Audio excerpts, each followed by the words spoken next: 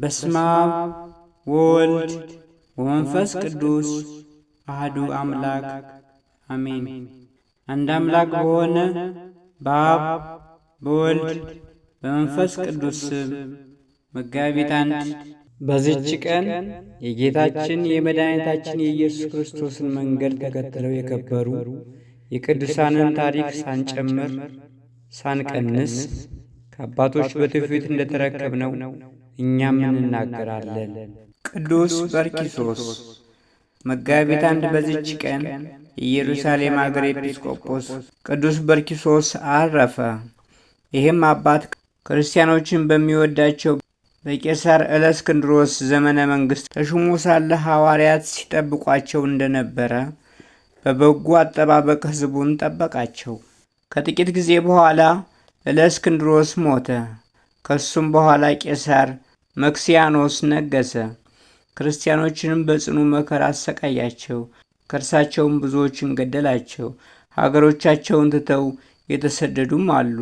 ይህም አባት ሸሽቶ ወደ ገዳም ገባ። ሕዝቡም ፈልገው አጡት።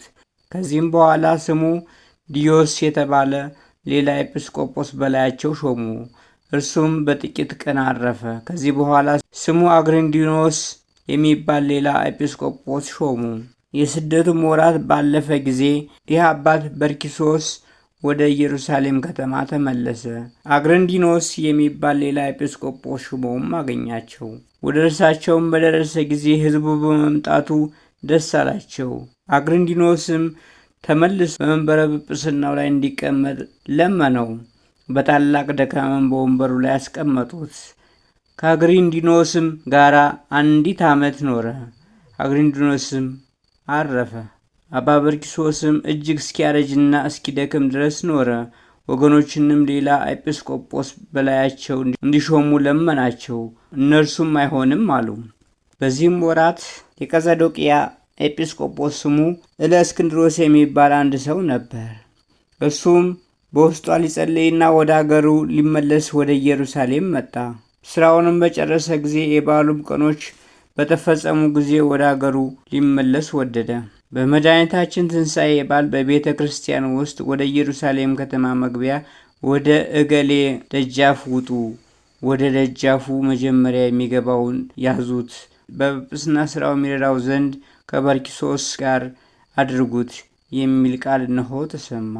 ወጥተውም ወደ ደጃፉ በደረሱ ጊዜ እለእስክንድሮስን አገኙት።